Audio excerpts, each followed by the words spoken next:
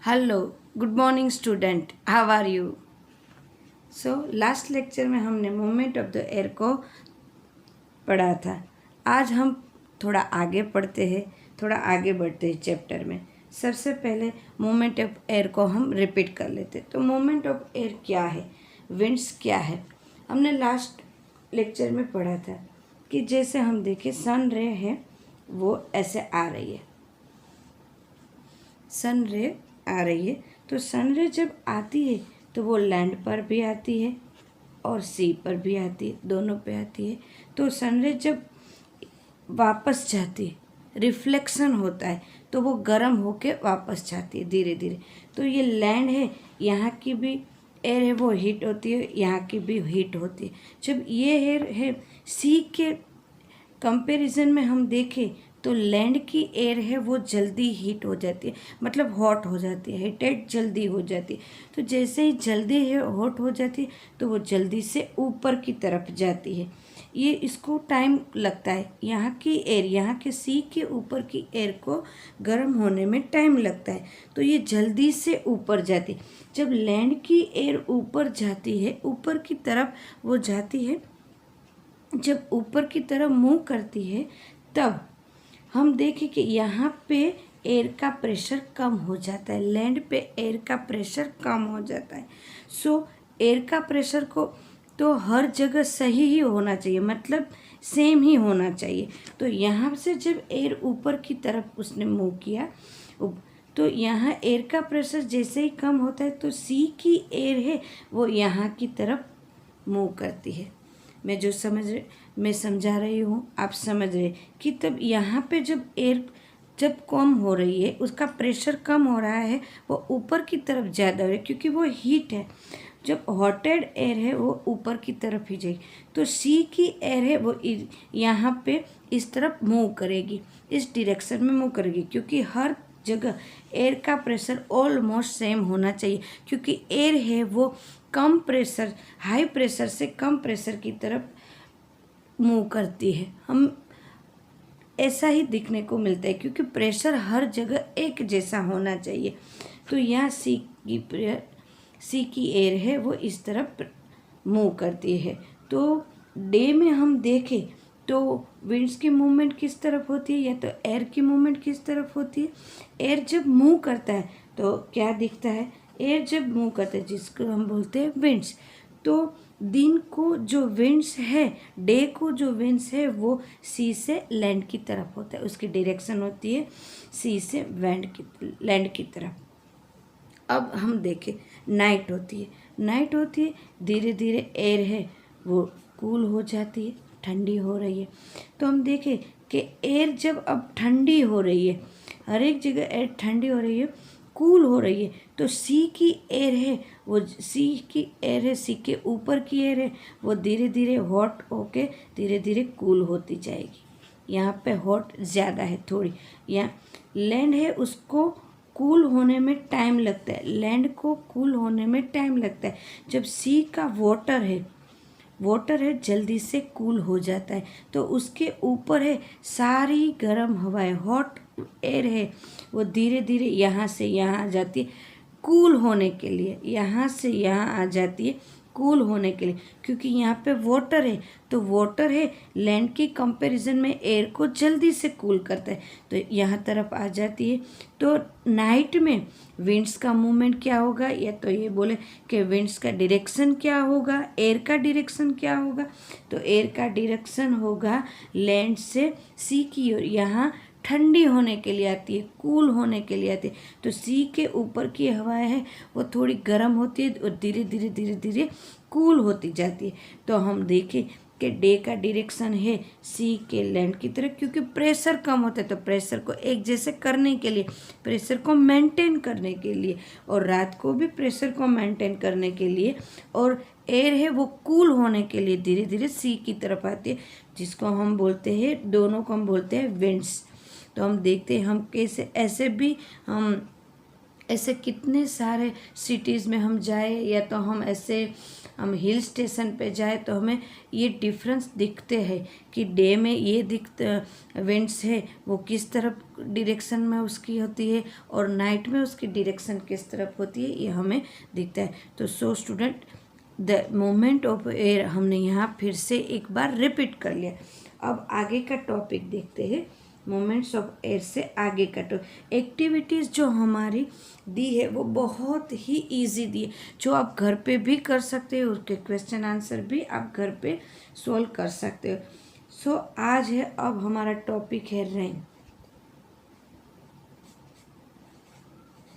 सबसे पहले rain topic में हम देखें तो हमारे मन में क्वेश्चन आता है कि सबसे पहले कि ये बादल कैसे होते हैं, how clouds are form the brings and rain, बादल कैसे होते हैं, उनमें से रेन कैसे आती है, ये सबसे पहला हमारा एक क्वेश्चन होता है। उसके लिए एक एक्सपेरिमेंट एक्टिविटीज़ हमें दी हुई है कि एक्टिविटीज़ में हमें बताया कि एक बोतल में हमने थोड़ा सा एक एम्प्टी बॉटल्स ली हुई है, 5 to 10 ml वाटर लिया हुआ है हमने, उसको टाइटली बंद करके हमने सनलाइट में रखा है। सनलाइट में जब हम रखते हैं तो धीरे धीरे वो वाटर हीट हो जाता है, उनमें से इवेपोरेट होता है, पर इवेपोरेशन होके जो उसका जो वेपर बना है वो बोतल में ही होता है। बोतल को हमने टाइट किया, बोतल में ही होता है। बस उस बोतल में हम कहीं से वो इनसे स्टिक लाते हैं, उसको गर्म करके वो उसका अंदर उसका धुएं को अंदर स्मोक को अंदर डालते हैं, उसके स्मोक को जल्दी से अंदर डालते हैं, फिर उसको टाइट बंद कर देते हैं यहाँ से। देन आफ्टर उसको अच्छी तरह से सेक करते हैं, बंद बोतल को सेक करते हैं एंड देन ओपन करते हैं तो उनमें से फॉग जैसा निकलता है। ये हमें रेन में समझाए कि रेन में थोड़ा बहुत फॉग ऐसे भी दिखता है। तो ये होता है कि जब वो प्रेशर से बाहर निकलता है, उनमें जब हमने उसको सनलाइट में रखा था तब उसमें वाटर का वेपर हो गया था, बट जैसे मान लो हम उसको ऐसे ही खोलते तो हमें वेपर नहीं दिखा था, बट जैसे ही हमने स्टिक का जब फॉग को उसको अंदर डाला, स्टिक के स्मोक को जैसे अंदर डाला तो वो बाहर निकला तो फॉग जैसा दिख रहा है हमें। तो ये हमें दिखाता है, ये जो एक्सपेरिमेंट है वो हमें बताता है कि प्रेशर के साथ जब ये स्मोक बाहर निकलता है तो वो क्या होता है। उसी तरह हमें आज एक ये एक्सपेरिमेंट के बेस पे हम देखते हैं कि रेन कैसे होता है, हमारे यहाँ क्लाउड्स कैसे बनते हैं, ये सब आता है। तो सबसे पहले हम देखें कि यहाँ पे भी वैसा ही है कि देखते हैं कि सनरे आती है, लैंड पे सनरे आती है। जब सनरे आती है रिफ्लेक्स होके वापस जाती है तो क्या होता है, तो वाटर है वो इवेपोरेट होता है, जहाँ जैसे बोतल में हुआ बराबर इवेपोरेट होता है। तो यहाँ पे धीरे धीरे ऊपर की तरफ इवेपोरेट का मतलब H2O वो वाटर वेपर हो जाता है। तो धीरे धीरे यहाँ पे ऊपर की तरफ जाता है क्योंकि वो हल्का हो जाता है। जब वेट में हम देखें तो वो वेट उसका लाइट हो जाता है, वाटर का वेट थोड़ा ज़्यादा रहता है, वेपर का वेट कम है, तो वेपर धीरे धीरे ऊपर की तरफ जाती है। सिर्फ वाटर वेपर ये वाटर का ही नहीं होता, रिफ्लेक्शन का ही नहीं होता, हम बायोलॉजिकल कितनी सारी एक्टिविटीज़ वेरियस बायोलॉजिकल एक्टिविटीज़ करते हैं तो उसकी भी तो वाटर होती है, उसकी भी वाटर जो होती है वो भी लाइट वेट में होती है, तो वो भी धीरे धीरे ऊपर की तरफ जाती है। जब ऊपर की तरफ ये जाती है तो वो धीरे धीरे, पहले तो वो हॉट वाटर थी मतलब वेपर थी, तो वेपर की एनर्जी थोड़ी ज़्यादा होती है, तो वेपर की एनर्जी उसमें एनर्जी हीट मतलब हॉट होती है, तो वो धीरे धीरे ऊपर की तरफ लाइट होके गई। ऊपर जब गई तो वो धीरे धीरे कूल हो गई, ठंडी हो गई। जैसे ही वो कूल होती है तो ये वेपर में से पानी के बूंद हो गए, मतलब वाटर के ड्रॉप्स हो गए। जब ये वाटर ड्रॉप्स का एक नेचर होता है कि वो और वाटर ड्रॉप्स के साथ जुड़ जाता है, मतलब एक कंटिन्यू एक चेन बनाता है। तो ये मान लो ये एक वाटर वेपर है बराबर, वाटर ड्रॉप है, तो धीरे धीरे ये भी वाटर ड्रॉप है, ये भी वाटर ड्रॉप, ये सारे वाटर ड्रॉप है, वो एक दूसरे के साथ ऐसे चेन बनाते, कंडेंसेशन बन जाता है, कंडेंस हो जाता है।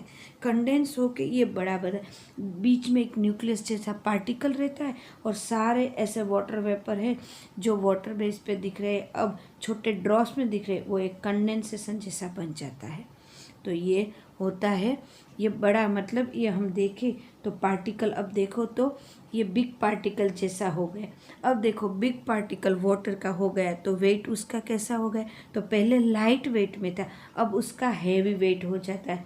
हैवी वेट हो जाता है तो क्या हुआ, हैवी वेट हो जाता है तो वो धीरे धीरे ऊपर से वो नीचे की तरफ आता है। जब ये बट ये तो अब क्या है, तो वो अब कूल है, वाटर के बेस पे हो कन्वर्ट हो गया है, और वेट भी अब ज़्यादा हो गया। अब ज़्यादा वेट हो गया तो वो नीचे की तरफ फिर से आएगा।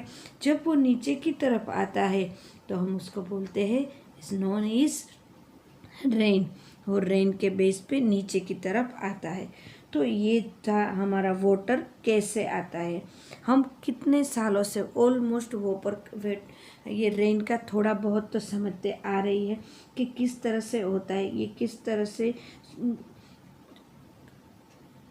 पार्टिकल है वो बड़ा होता है, बिग पार्टिकल होता है, स्मॉल पार्टिकल से बिग पार्टिकल बनता है। तो ये हमने देखा है, टेम्परेचर में चेंज आता है, एयर में चेंज आता है। तो ये जो रेन हमारी होती है वो कभी कभी ज़्यादा होती है, कभी बहुत कम होती है। हम देखें, जैसे हमने देखा स्नो गिरता है, कहीं पे भी स्नो गिरता है, हिल्स पे ऐसे जगह। तो स्नो कैसे होता है, जब ये ऊपर की तरफ गया, यहाँ पे जब गया तब उसका प्रेशर, उसका टेम्परेचर हाई था, बट ऊपर जाके वो तो उसने तो कंडेंसेशन किया, यहाँ ऊपर कंडेंसेशन हुआ, वो बड़ा पार्टिकल हो गया, मतलब बिग पार्टिकल हो गए। बिग पार्टिकल जब लो मतलब नीचे की तरफ आता है, जब उसका प्रेशर कम होता है, उस टाइम मान लो प्रेशर भी कम है, एयर प्रेशर कम है, टेम्परेचर भी बहुत कम हो गया। जब टेम्परेचर बहुत कम होता है, प्रेशर कम हो जाता है, तब ये जो है वाटर का पार्टिकल है वो आइस में कन्वर्ट हो जाता है, लाइट आइस में, लाइट वेट आइस में कन्वर्ट होता है, जो नीचे गिरता है जिसको हम बोलते हैं स्नो के बेस पे गिरता है। तो स्नो के बेस पे और बहुत ज़ोरों से ठंडी हवाएं चलती है। ये सब तब होता है जब प्रेशर कम होता है, और अब तो हमें पता चल गया कि प्रेशर अगर कोई जगह कम होगा तो दूसरी जगह से एयर यहाँ पे आएगी, क्योंकि अर्थ पे प्रेशर मेंटेन होना बहुत इनिशियल है। एयर का प्रेशर हर एक जगह ऑलमोस्ट, और मतलब ये नहीं है कि यहाँ पे और दूसरी कंट्री में हम देखें, या तो अहमदाबाद में देखें, राजकोट में देखें, तो हर जगह एयर का प्रेशर सेम होना चाहिए। मैं ये नहीं बोल रही हूँ, मैं ये देख रही हूँ कि एयर, अगर अहमदाबाद एक सिटी की बात करें तो एक जब हम एरियाज देखें तो वहाँ प्रेशर कम हो रहा है, तो दूसरे एरिया से हम देखें तो धीरे धीरे एयर आ रही है। उसी तरह एरिया वाइज से आगे सिटी की तरफ होती है, सिटी से धीरे धीरे कंट्री की तरफ एयर होती है। उस तरह एयर का प्रेशर है वो मेंटेन रहना चाहिए, ये बात हो रही है अब। तो ये प्रेशर जो है वो एक जैसा बनाने के लिए, मेंटेन करने के लिए, ये प्रेशर है वो मेंटेन करने के लिए एयर है एक जगह से दूसरी जगह जाते हैं, जिसको हम विंड्स कहते हैं। तो ये एयर है, ये तो रेन से, ये सब एक दूसरे के साथ कनेक्ट है टॉपिक। तो इस तरह से देखा है हमने, कितनी बार न्यूज़पेपर में, न्यूज़ चैनल में ये पढ़ा है कि बहुत हेवी रेन होने वाली है, प्रिवेलिंग विंड्स आ रही है, लार्ज पार्ट में ये विंड प्रेशर कम होने वाले हैं, या लार्ज पार्ट में हम देखें तो रेन्स होने वाली है। ये सब हमने देखा है, हमने इंडिया में देखा है। इंडिया का हम मैप देखें तो इस तरह से हमारा इंडिया का मैप है, तो हम देखें तो हमारी ऑलमोस्ट रेन है वो यहाँ से आती है, यहाँ से हेवी रेन आती है, धीरे धीरे हेवी रेन्स, और विंड्स पे इतना हेवी विंड्स भी आता है। हम देखा है साउथ वेस्ट की तरफ से, ये साउथ वेस्ट की तरफ से हमें यहाँ से हैवी रेन या तो विंड्स के बेस पे आता है, विंड्स के साथ रेन्स भी आती है। या तो हमने देखा है कि नॉर्थ ईस्ट के मोमेंट से, यहाँ से भी नॉर्थ ईस्ट हमने देखा है, बंगाल्स की तरफ से, यहाँ से आती है। तो ये हमने बार बार देखा भी है और पढ़ा भी है। बंगाल वैसे हमें बहुत ज़्यादा ऐसे तेज़ हवाएं आती है और इस रेन होती है। तो ये हमारा था रेन का टॉपिक। आई होप रेन का टॉपिक भी आपको अंडरस्टैंड हो गया होगा। बहुत इजी वे में और इजी लैंग्वेज में मैंने आपको समझाया है। आप इसके बाद अगर आप बुक्स का पढ़ोगे तो आपको तुरंत समझ में आएगा, इमीडिएटली आपको धीरे धीरे समझ में आएगा कि ये कैसे होता है मूवमेंट। अब देखें एयर पोल्यूशन, हमारा नेक्स्ट टॉपिक है एयर पोल्यूशन। हमने कितनी बार सुना है कि एयर में पोल्यूशन बहुत ज़्यादा हो रहा है। हमने हमारे घर में जो ग्रैंड पेरेंट्स है उनके मुंह से तो कितनी बार ऐसा सुना है कि अभी हम देखें तो हमारे आसपास सराउंडिंग एयर पोल्यूशन बहुत ज़्यादा इंक्रीज होता जाता है। और हम जब वो ऐसा बोलते हैं, हम जब छोटे थे तब इतना एयर पोल्यूशन नहीं था, ये सब था, वो हमने सुना हुआ है हमारे बड़ों से। तो एयर पोल्यूशन क्या है? सबसे पहले एयर में नाइट्रोजन और सल्फर के ऑक्साइड हो जाता है। नाइट्रोजन और सल्फर के ऑक्साइड हो जाता है। नाइट्रोजन मीन्स N और सल्फर मीन्स S के ऑक्साइड बन जाता है, तब एयर पोल्यूशन होता है।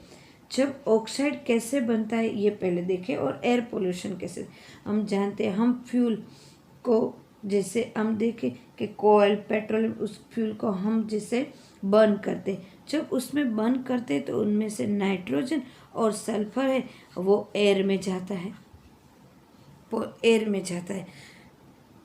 फ्यूल में हम देखें कोयल और पेट्रोलियम में हम देखें तो बहुत कम नाइट्रोजन और सल्फर होता है। नाइट्रोजन और सल्फर उसमें बहुत कम वे में होता है। जब बहुत कम होता है, जब उसको हम फ्यूल को हम जलाते हैं, बराबर है, या तो हम उसको हीट करते हैं, हम गर्म करते हैं, तब उसमें से नाइट्रोजन और सल्फर एयर में गए। जब एयर में अब वाटर है, एयर में वाटर वेपर है, जब वाटर वेपर है वो नाइट्रोजन के, वाटर वेपर मतलब H2O, नाइट्रोजन के साथ रिएक्ट करता है तो नाइट्रोजन ऑक्साइड बनाता है। उसी तरह वाटर है, उसके साथ सल्फर रिएक्ट करता है, क्योंकि वाटर वेपर तो होती है तो वो सल्फर डाइऑक्साइड बनाता है। इनमें भी नाइट्रोजन डाइऑक्साइड, ये nitrogen trioxide, nitrogen oxide, sulphur trioxide, मतलब ऑक्साइड बनाता है। जब ये ऑक्साइड है वो अगर हमारी ब्रीथ में जाए, हम उसको ब्रीथ में लिए, तो ये हमारे लिए बहुत डेंजरस है, हमें इससे बहुत नुकसान होता है। तो ये ब्रीथ में नहीं जानी चाहिए। इसीलिए हम देखें जब एयर पोल्यूशन में हम बाहर जाते हैं बहुत धुआं होता है, जब ट्रैफिक बहुत ज़्यादा होता है, वहाँ हम थोड़े टाइम पे खड़े रहे और धुएं से हम देखते हैं कि हमें खांसी आती है, ये सब होता है। तो ये हमारे ब्रीथ में जब जाती है, ब्रीथ में जाती है तो बहुत हमारे लिए डेंजरस है। तो ये अब सल्फाइड हो गया। सिर्फ इनके कारण नहीं, बहुत ऐसी भी एक्टिविटीज़ है जिनके कारण ये ऐसे मतलब पोल्यूशन है वो एयर में होती है। जब ये पोल्यूशन वाली एयर है वो धीरे धीरे हम देखें तो लैंड से लेके धीरे धीरे ऊपर की तरफ जाती है, या तो पूरे एयर में ऐसे घूमती रहती है, ऐसे मूवमेंट करती रहती है ये पोल्यूशन वाली एयर।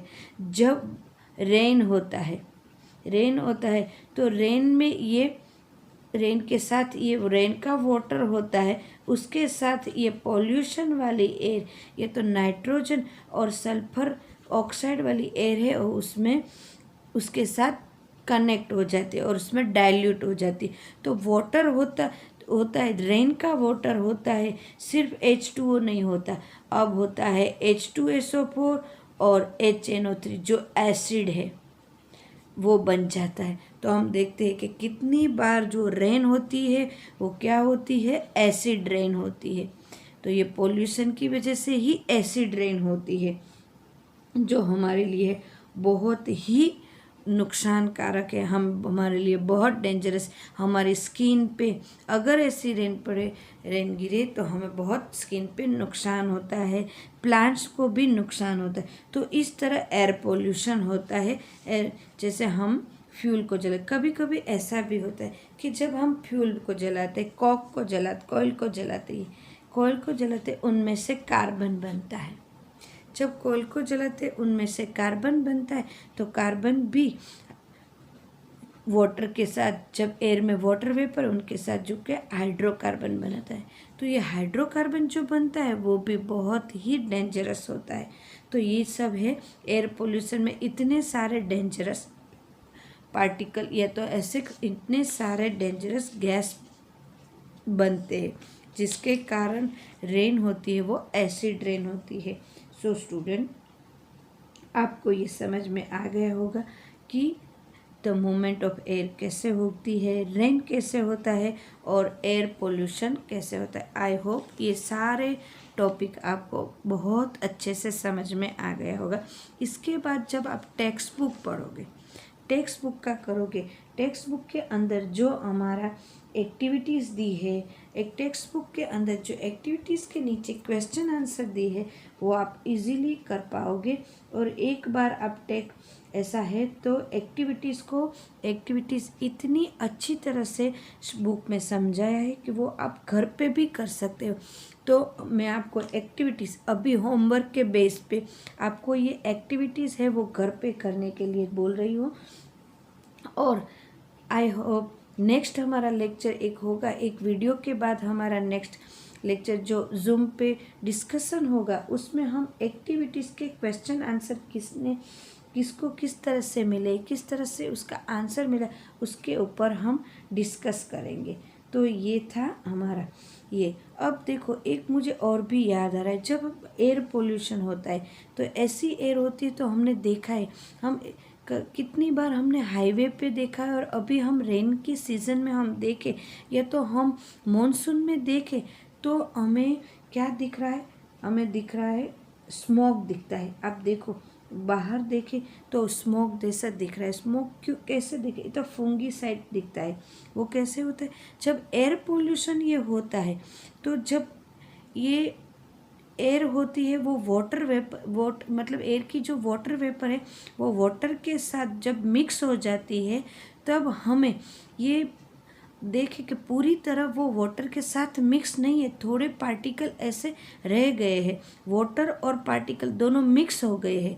वाटर और पार्टिकल जो ये पार्टिकल जो हमारे पोल्यूशन वाले पार्टिकल वो दोनों मिक्स हो जाते हैं, तो जो पूरा एक हमारा एटमॉस्फेयर में हम देखें तो एयर है वो क्लीन नहीं दिखती, एक फंगीसाइड एयर दिखती है जिसको हम स्मोक भी बोल सकते हैं, जो विजिबल नहीं, मतलब हम जब हमें पूरा दूर का दिखाई नहीं देता, विजिबल हमें नहीं दिखता। ऐसा हमें देखने को कितनी बार मॉनसून में भी मिलेगा और हम देखें तो हमें विंटर में भी मिलता है। तो ये भी एक बहुत इम्पोर्टेंट है कि हमें किस तरह से ये मिलता है। एक्टिविटीज़ में हमें ये दिखाया है कि किस तरह से एक्टिविटीज़ जब आप देखोगे एम्प्टी बोतल वाली 14.3 तो इसमें आप अच्छे से समझ पाओगे ये फूक क्यों दिखता है, या तो हम स्मोक जैसा हमें क्यों एटमॉस्फेयर में दिखाई देता है। वो आप पढ़ोगे फिर उसके बाद डिस्कशन करेंगे। आई होप आपको पूरी तरह से ये समझ में आ गया होगा। ये बहुत इम्पोर्टेंट टॉपिक है और आगे भी इसको हम क्वेश्चन आंसर में इसमें से टॉपिक वाइज करेंगे। सो नेक्स्ट टॉपिक हम नेक्स्ट लेक्चर में लेंगे। So thank you student.